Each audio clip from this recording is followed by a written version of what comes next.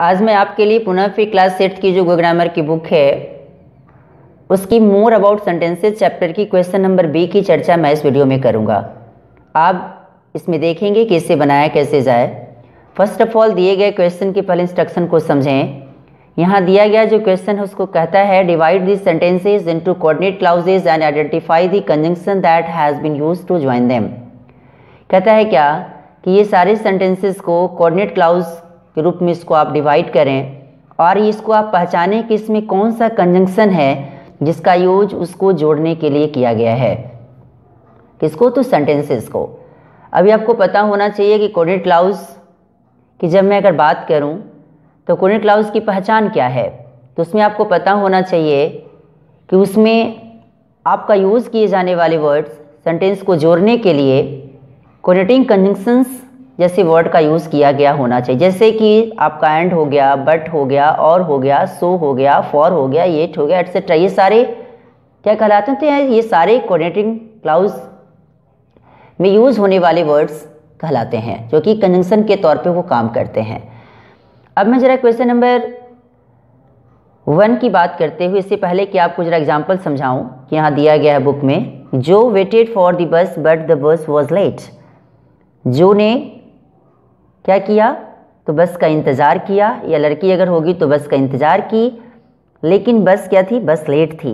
इसलिए यहाँ जो वर्ड देख रहे हैं ये क्या है? तो ये कोऑर्डिनेटिंग कंजंक्शन में यूज़ किए जाने वाले वर्ड हैं, इसलिए ये बट क्या कहलाएगा?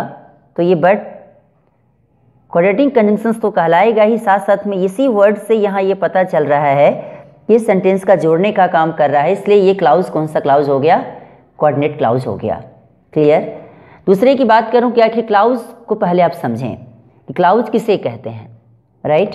तो क्लाउज का मतलब होता है कि जिसके पास सेंटेंस का ऐसा पार्ट जिसके पास क्या होगा? तो उसके पास अपना सब्जेक्ट होगा, उसके पास अपना एक वर्ब होगा। दूसरे की बात करूं कि क्लाउज क्या है, तो clause is a group of words. Clause क्या है? तो एक ग्रुप ऑफ वर्ड्स है। Though it is not a complete sentence, it contains a subject, a predicate and a finite verb. मतलब क्या कि हो सकता है कि ये एक कंप्लीट सेंटेंस नहीं भी होता है, लेकिन याद रहे कि ये अपने साथ एक सब्जेक्ट और एक प्रेडिकेट और एक फाइनाइट वर्ब के साथ हमेशा ये आता है। इसी को हम क्लाउज कहते हैं। और क्लाउज को मेनली 3 भागों में बांटा जाता है। एक को प्रिंसिपल और मेन क्लाउज, दूसरा को कोऑर्डिनेट क्लाउज और थर्ड को सबऑर्डिनेट क्लाउज के नाम से जाना जाता है। और वही प्रिंसिपल क्लाउज को हम मेन क्लाउज के नाम से भी जानते हैं। क्लियर? और उसी को हम इंडिपेंडेंट क्लाउज के नाम से भी जानते हैं। अगर बात करूं सबऑर्डिनेट क्लाउज को हम डिपेंडेंट क्लाउज के नाम से जानते हैं, क्योंकि वो प्रिंसिपल क्लाउज के ऊपर डिपेंडेंट होता है। क्लियर? ये आपको हमेशा समझना चाहिए। जैसे कि अभी आप यहाँ देख रहे हैं कि dependent clause just begin with subordinating conjunctions. कहते हैं क्या है कि डिपेंडेंट क्लाउज जो होता है वो क्या होता है? वो हमेशा सबऑर्डिनेटिंग कंजंक्शंस से शुरू होता है। क्लियर? अब सबऑर्डिनेटिंग कंजंक्शंस में कौन कौन से वर्ड आते हैं इसको जरा समझने की आप कोशिश करें। जैसे कि अगर मैं बात करूं कि सबऑर्डिनेटिंग कंजंक्शंस में जैसे कि आपका वर्ड, जैसे कि आपकी बुक में भी यहाँ दिया गया है कि अभी आप देख रहे हैं कि यहाँ कि after, although, as, because, before, even, though, if, since, though, unless, until, when, whenever, whereas, wherever, while, ये सारे वर्ड्स क्या कहलाते हैं? तो ये सारे वर्ड्स कोऑर्डिनेटिंग कंजंक्शन के बाद जिसकी आप स्टडी किस में करते हैं? डिपेंडेंट क्लाउज में जिसकी स्टडी करते हैं, जिसको हम सबऑर्डिनेटिंग कंजंक्शंस के नाम से जानते हैं, इस प्रकार के वर्ड्स इसमें यूज किया जाता है। अब मैं जरा बात करूं कि क्वेश्चन नंबर 1 की कि he lost his job but he maintained his calm. अभी यहाँ बट जो वर्ड देख रहे हैं, ये बट क्या है? ये बट एक कंजंक्शन है। किस प्रकार का कंजंक्शन है? कोऑर्डिनेटिंग कंजंक्शन है। और यही बट क्या करता है कि ये सेंटेंस को जोड़ने में मेरी मदद करता है। इसलिए ही लॉस्ट हिज जॉब, जब सेंटेंस को आप अलग करने की बात अगर आएगी तो ही लॉस्ट हिज जॉब इसको आप अलग लिखेंगे। ही मेंटेन्ड हिज काम में ही का जो वर्ड है इसका पहला लेटर एच है, इसको आप कैपिटल लिखेंगे। फिर ही मेंटेन्ड हिज काम को लिखकर और एक अलग फुल स्टॉप देंगे और ये नया सेंटेंस बन जाएगा। और ये बट जो वर्ड है ये कोऑर्डिनेटिंग कंजंक्शन में यूज़ किए जाने वाले वर्ड जो कि कोऑर्डिनेट क्लाउज यहाँ बनाने का काम करता है, क्योंकि सेंटेंस का जोड़ता है ये। Clear. He is young but he has grey hair, कहता है क्या कि वह जवान है लेकिन उसके पास ग्रे हेयर है। क्लियर। इसलिए यहाँ बट जो वर्ड देख रहे हैं, ये बट वर्ड क्या है, तो ये कंजंक्शन है, क्योंकि यही कंजंक्शन जुड़कर ये कोऑर्डिनेटिंग क्लाउज का निर्माण करता है। इसलिए बट को आप क्या करें, यहाँ लिख दिया हूँ मैंने, deer run fast for they have nimble feet.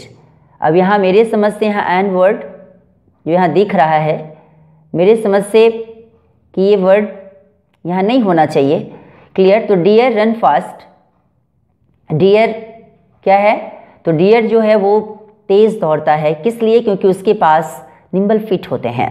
अब यहाँ निम्बल फिट, निम्न मतलब क्या होता है, अस्थिर या देखा जाए चंचल, फुर्तीला, इस प्रकार का वर्ड यूज़ किया जाता है। तो यहाँ फॉरवर्ड भी क्या है, तो फॉरवर्ड कंजंक्शन है, और ये कंजंक्शन कौन सा कंजंक्शन, कोऑर्डिनेटिंग कंजंक्शन, और ये वर्ड जुड़कर क्या करता है, सेंटेंस को अलग करने का काम करता है।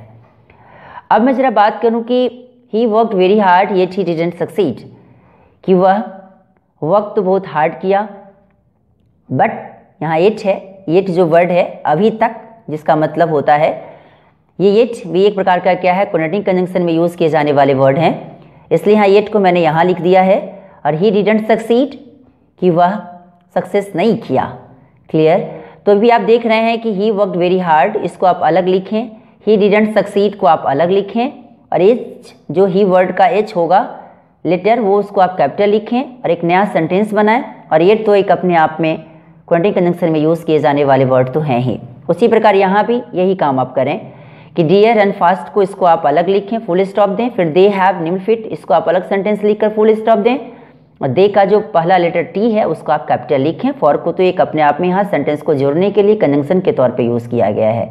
उसी प्रकार यहाँ भी वही वाली हाथ है कि आप क्या करें, इसको ही इज़ यंग को इसको भी आप अलग लिखें, बट को हटा दें, आप जिसको कोऑर्डिनेटिंग कंजंक्शन के रूप में समझे, बट को यहाँ लिख दिया हूँ मैंने। ही हैज़ ग्रे हेयर में ही का जो फर्स्ट लेटर होगा एच, वो भी क्या होगा, कैपिटल।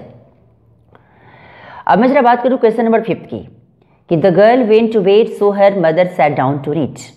कहता है क्या है कि लड़की कहाँ गई बेड पर, क्यों, क्योंकि उसकी माँ कहाँ बैठी थी, तो बैठकर स्वेटर बुनने का काम कर रही थी।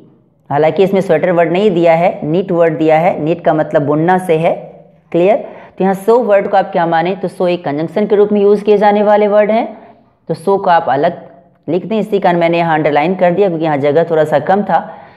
और यहाँ the girl went to bed, इसको आप अलग लिखें। Her mother sat down to knit, इसको आप अलग पार्ट बना के लिखें सेंटेंस के तौर पे। और हर का जो एच जो कैपिटल लेटर के रूप में, इसको आप अलग सेंटेंस में जैसे लिखें तो इससे अलग रूप में इसे लिखें। ही finished his work and put his books away. अब यहाँ अवे का मतलब किससे है, अवे का मतलब बाहर से है, राइट। अब कहता है यहाँ जो एंड जो वर्ड देखना है, ये कौन सा कंजंक्शन, कोऑर्डिनेटिंग कंजंक्शन है, इसलिए एंड को यहाँ आप लिख दिया मैंने, और इसको आप भी लिखें। और इस रूप से अभी ही फिनिश्ड हिज वर्क को इसको आप अलग लिखें। कहता है क्या है कि उसने अपना काम फिनिश किया था और अपनी किताबें बाहर ही छोड़कर रखकर चला गया। क्लियर। तो अभी आप यहाँ देख रहे हैं कि यहाँ ये एंड वर्ड कंजंक्शन के तौर पर यूज़ किए जाने वाले वर्ड हैं, इसलिए एंड को आप समझे क्या कि ये कोऑर्डिनेटिंग क्लाउज के रूप में यूज़ किए जाने वाले वर्ड, जो कि ये सेंटेंस को अलग करता है।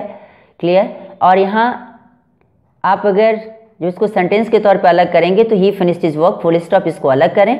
पुट हिज बुक्स अवे, इसको आप अलग करें। पुट में जो पी लेटर इसको आप कैपिटल में लिखें, और तब जाके एक फुल स्टॉप वर्ड देके से लास्ट करें, फुल स्टॉप का सिंबल देके तब इसे आप लास्ट करें। The sun rose and the sky brightened up. कहता है क्या कि सूरज रोज हुआ, बोले तो क्या मतलब, राइज मतलब उगना। क्लियर। सूरज उगा और धीरे धीरे स्काई में ब्राइटेंड अप होना शुरू हुआ। क्लियर। इसका मतलब क्या है कि यहाँ एंड है, एंड जो कि कोऑर्डिनेटिंग क्लाउज के रूप में यूज़ किए जाने वाले कंजंक्शन है, इसलिए एंड को आप कंजंक्शन माने सेंटेंस को जोड़ने के लिए। और इस रूप से अभी आप एंड को अलग लिख दिया। इस रूप से द सन रोज को इसको आप अलग लिखें, जब सेंटेंस को अलग करना होगा तो द स्काई ब्राइटेंड अप इसको अलग लिखें। द स्काई में टी जो द का है ये कैपिटल होगा, लास्ट में पुनः फिर फुल स्टॉप दे दें। I open the door so he could come inside. मैंने दरवाज़ा खोल दिया क्योंकि वो अब अंदर आ सकते थे। क्लियर? इसलिए, या फिर वो अंदर आ सके तो सो वर्ड क्या है? सो एक कंजंक्शन के वर्ड में यूज़ किए जाने वाले वर्ड, खासकर की कोऑर्डिनेटिंग कंजंक्शन है, और इसलिए आई ओपन द डोर, इसको आप अलग लिखें, इसको फुल स्टॉप दें। फिर ही कुड कम इनसाइड, इसको आप अलग लिखें। फिर यहाँ ही का जो एच लेटर है इसको आप कैपिटल लिखें, ना फिर फुल स्टॉप लिखें, सो को अलग लिखें। लेकिन याद रहे कि कोऑर्डिनेट क्लाउज भी तभी आप यूज़ कर सकते हैं कि उसके पहले प्रिंसिपल क्लाउज यूज़ किया गया हो। मतलब क्या है कि अभी देख रहे हैं ना, ये सारे कंजंक्शंस के पहले जो भी हैं उसको हम प्रिंसिपल क्लाउज बोलेंगे। क्लियर? और इसके बाद जो सेंटेंस जोड़ने के लिए जो कंजंक्शंस का यूज़ किया गया, कोऑर्डिनेटिंग कंजंक्शंस का, उसके बाद का जो पार्ट है वही कोऑर्डिनेटिंग क्लाउज के नाम से जाने जाने वाले क्लाउज होते हैं। क्लियर? अब इसी के जस्ट बाद वाला जो क्वेश्चन है उसको फिर मैं नेक्स्ट वाले वीडियो में मैं बना के क्वेश्चन डालूंगा। और ये वीडियो आपको कैसा लगा इसके बारे में लाइक, सब्सक्राइब एंड कमेंट करना न भूलें, और इसे शेयर भी करें ताकि ज़्यादा से ज़्यादा बच्चा इसे देखकर कुछ सीख सके, समझ सके। और अभी आपने देखा कि अभी क्वेश्चन नंबर बी जो क्लास 8th की जो ग्रामर की बुक है उसकी मोर अबाउट सेंटेंसेस चैप्टर की मैंने अभी कंप्लीट किया। और ये वीडियो आपको कैसा लगा इसके बारे में लाइक, सब्सक्राइब एंड कमेंट करना ना भूलें। इसे जितना हो सके उतना आप इसे शेयर करें। Thanks a lot.